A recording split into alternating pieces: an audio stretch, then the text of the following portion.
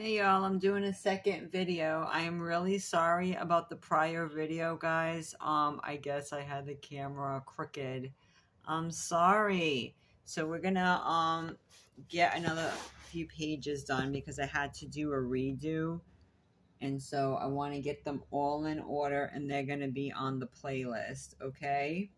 So I'm sorry if I mispronounced that awesome viewer's name. I guess it's Chapeau Melon, not Chateau Melon. I apologize. I'm doing way too much today. So let's get into this book. If you didn't know, this is a throwback to the Reading Rainbow, guys. If this is your first time tuning in, please avail yourself to the playlist that an amazing subscriber recommended I do. So all of my clips of doing the books will be all in order. So just go onto my playlist and you can go shuffle through what you like, okay? So this is from the book Doublespeak, From Revenue Enhancement to Terminal Living: How Government, Business, Advertisers, and Others Use Language to Deceive You, by William Lutz. So we are now, guys, on page 78. Television advertising in Mexico. There is nothing unique to the power of television and television advertising in the United States. Studies conducted in other countries have revealed that television advertising works pretty much the same in any country that allows it. In 1981, the Mexican National Consumer Institute tested 800 primary school children in Mexico City on their comparative knowledge of television reality and national reality. The results of the study read very much like similar studies conducted in the United States.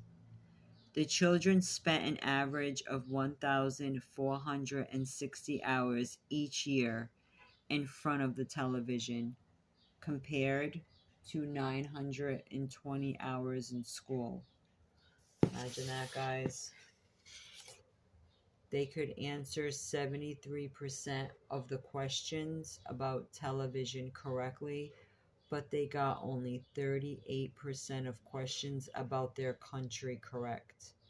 For example, while 92% knew that a duckling used to advertise chocolate cakes said "Remember Me," only 64% could identify Father Miguel Hidalgo as author of the phrase "Viva la Independence" or "Independencia."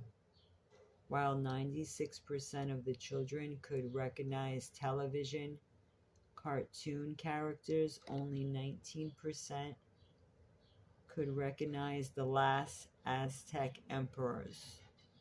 And so it went, with an amazing 98% of the kids recognizing Superman, while only 33% knew who Emiliano Zapata was. Although 74% could recognize Lopez Portillo, who was then president of Mexico, 96% recognized a local television character. The trademark of Adam's Chiclets gum was recognized by more kids, 77%, than the Monument to the Revolution, 17%. And probably the most telling statistic, more children knew the times of television programs than the dates of religious festivals, including Christmas. Well, we already know Christmas is Saturnalia, guys, but I guess that is sad if you don't even know the so-called holy days of the Bible, which Christmas is not a part of. Fun fact: a Chinese view of advertising. Sometimes outsiders provide the best insights to a society. The device of having strangers comment on the foibles of the world, they have encountered is an old one in literature. We sometimes need the observations of an outsider to help us look anew at things that have become so commonplace that we no longer notice them. Although we may complain about advertising, we cannot really imagine a world without it, nor do we think that advertising has all that much of an effect on us as individuals. But we also fail to understand completely advertising and what its effects on us and our society might be. Perhaps the comments of an outsider might make us look differently at these issues. In 1981, the New York Times reported the remarks of Hu Yan Huan, an English language specialist from China who had spent a year teaching in a private high school in Boston. When asked about television, American television, he said, "Ooh, I'm interested to know his thoughts on that. The advertisements are pretty fantastic. Sometimes I admire these advertisement makers. How can they imagine to make propaganda this way? In China, the process of changing ideas reminds me very much of the television advertisements. The businessman doesn't force you to buy anything, but he gives you propaganda for his product. By and by, you believe you need this kind of thing. Now people talk about mind control in China. Actually, you are being educated to make you believe what is good and what is evil. You are not controlled any more than the businessman controls the consumer." That's true. Let me click this bad boy. It's hard to read it like this. One moment, my friends. It's hard to do this with one hand. Well, I'll make it as easy as I can. Some might take offense at these remarks and reply that in no way does the American system of advertising begin to compare with the Chinese system of government propaganda. But a close look at these remarks and at advertising might make us reconsider the role of advertising in our society, its effects on us, and since it doesn't seem likely that we will ever ban advertising, what we can do to protect ourselves from its propagandist effect. Oh yeah, there's a huge influence, we already know. Since we have been raised and lived in an environment filled with advertising, it is difficult for us to take an objective view of it. Studies such as those cited earlier, offer a lot of information about the sheer size and influence of advertising in our lives. But each of us usually protests that while others may be and probably are affected by advertising, we know that advertising doesn't really affect us. This is exactly what advertisers want us to think. In 1985, the New York advertising agency of Rosenfield, what's that word? Sorowitz and Lawson commissioned a study to find out who admits to being influenced by advertising. According to this study, only 14% of the people questioned felt that they were more affected by advertising than other people. Half of the people in the study said they were affected less than others, while 36% felt they were influenced about the same as others. In other words, most people felt that advertising affects everyone else as much or as more than it affects them. What is interesting about this study is that people felt that women, younger people, and people in lower income groups were influenced by advertising more than the average person. However,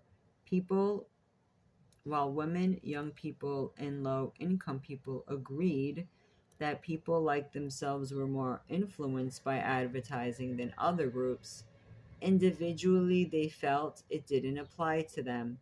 For example, 80% of the women agreed that women in general were more affected by advertising, but only 13% of the women felt that they individually were influenced by advertising. The results were similar for young people and people in households with incomes under $20,000. That's interesting. I tell women all the time to be careful and to get away from, watching too much media. So if you believe that advertising doesn't affect you, then you believe what almost everyone else believes. It almost makes you wonder who's buying all those products that are so heavily advertised and why corporations would waste so much money advertising if it really didn't make people buy their products. Now, before you continue reading, look around you. Check what kind of toothpaste you use, what kind of shampoo, deodorant, laundry detergent, breakfast cereal, and dishwashing soap. What brands are in your house? Why did you buy them? Can you recall the ads used to promote any of them? The next time you go shopping, can you deliberately not buy any of these brands, but buy other brands instead? Does advertising affect you? I have noticed, guys, that the products that don't have a lot of advertising are actually the best ones, the healthier ones. So be careful with the ones that advertise a lot to you. There's probably a reason why they feel the need to do that. A very interesting situation regarding the effectiveness of advertising arose in 1988. Kraft Inc. ran an advertising campaign saying that Kraft single cheese slices are made with 5 ounces of milk and are a good source of calcium. The Federal Trade Commission charged that these ads wrongfully implied that one slice of Kraft singles supplies as much calcium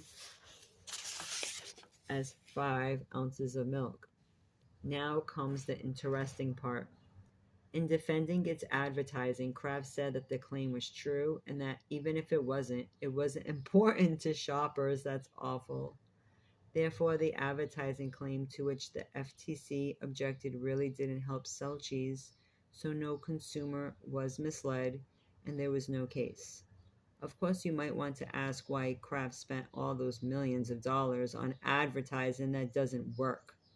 Others in the advertising business was very upset with the argument against advertising made by Kraft. Yeah, don't they call it cheese product? It's not actual real cheese.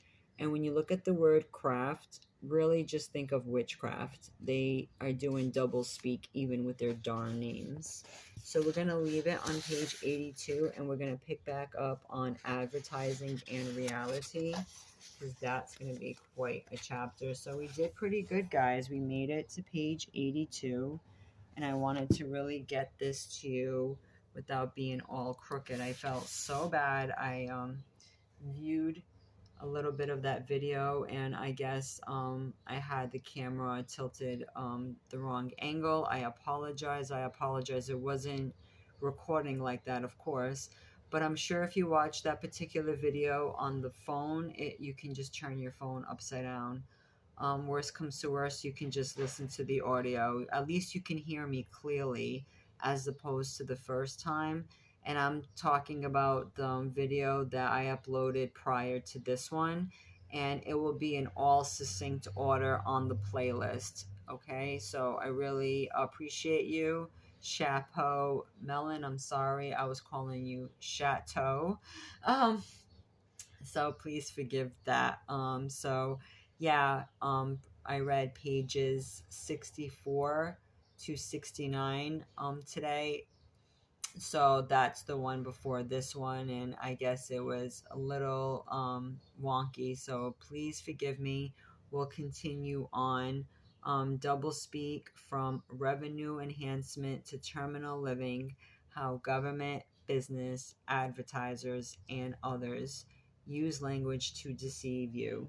I do not get sponsored for this free public education, but just like with PBS, all donations are appreciated, and I'll make sure they go to my True North Foundation, which helps fight illiteracy, hunger, and helps people attain natural foods and remedies so they can be healthy and thrive and do their own true north, which is also another term for finding your purpose. But if people are struggling and hurting, it's really hard for them to even think that far ahead when they're just thinking day to day. So, just trying to bright some lives with some of the endeavors that I do. So I appreciate you guys. Love you all. I'll talk to you soon, and we'll continue on real soon. And thanks again for your time.